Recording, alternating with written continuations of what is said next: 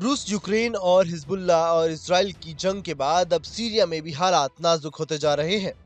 Syria में तख्तापलट हो चुका है। सीरियाई राष्ट्रपति अल असद का शासन अब खत्म हो गया है। सीरिया की खबरें अब दुनिया में एक मुद्दा बन चुकी हैं। दुनिया भर में सवाल खड़े हो रहे हैं कि आखिरकार बांग्लादेश और उसके बाद सीरिया में ऐसे हालात क्यों बने कि खुद ही राष्ट्रपति और प्रधानमंत्री को अपना ही देश छोड़कर भागने की मजबूरी आन पड़ी। सीरिया की स्थिति को देखते हुए अमेरिका भी अब खुशी से गदगद नजर आ रहा है। जी हाँ, अमेरिकी राष्ट्रपति जो बाइडेन ने रविवार को सीरिया में बशर अल असद शासन को उखाड़ फेंकने की सराहना की। उन्होंने इसे न्याय का एक मौलिक कार्य बताया। उन्होंने ये भी कहा कि असद शासन का पतन सीरियाई लोगों के लिए अपने राष्ट्र के पुनर्निर्माण के लिए ऐतिहासिक अवसर का क्षण है। बाइडेन ने कहा कि असद शासन गिर गया है। इस शासन ने हजारों निर्दोष सीरियाई लोगों को प्रताड़ित किया और मार डाला। तख्तापलट के बाद असद ने देश छोड़कर रूस में शरण ले ली है। अमेरिकी राष्ट्रपति जो बाइडेन ने व्हाइट हाउस से एक प्रेस कॉन्फ्रेंस से सीरिया में ताजा घटनाक्रम पर टिप्पणी की। इस दौरान जो बाइडेन ने सीरियाई राष्ट्रपति पर कई तरह के सवाल खड़े करे। जो बाइडेन ने इसे सीरिया के लंबे समय से पीड़ित लोगों के लिए इसे एक बेहतर भविष्य बनाने का ऐतिहासिक अवसर बताया। साथ ही कहा कि ये जोखिम और अनिश्चितता का क्षण है।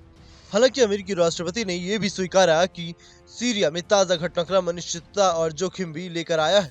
इसके साथ ही इस दौरान बाइडेन ने कहा कि जब तक असद गृह युद्ध खत्म नहीं कर देते तब तक उन पर प्रतिबंध लागू रहेगा।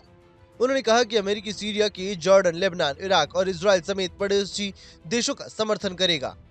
इस बारे में उन्होंने अपने सभी लोगों से लंबी चर्चा की। साथ ही उन्होंने प्रशासन के वरिष्ठ अधिकारियों को इस क्षेत्र में भेजने की बात भी कही।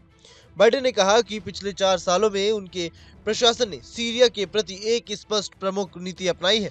हमने सीरियाई लोगों के खिलाफ अत्याचारों के लिए जिम्मेदार सभी लोगों के खिलाफ एक व्यापक प्रतिबंध कार्रवाई की है। एक तरफ जहां अमेरिका सीरिया में तख्तापलट से खुश नजर आ रहा है, तो वहीं रूस की टेंशन भी बढ़ती हुई नजर आ रही है। रूस सीरिया का पुराना दोस्त है। साथ ही पुतिन और अल असद की दोस्ती भी चर्चाओं में रह चुकी है। जी हाँ, रूस और सीरिया के बीच संबंध काफी पुराना है। दोनों देशों के एक दूसरे के यहाँ दूतावास है, तो सीरिया के बंदरगाह वाले शहर टॉर्टस में रूस का नौसैनिक अड्डा भी स्थापित है।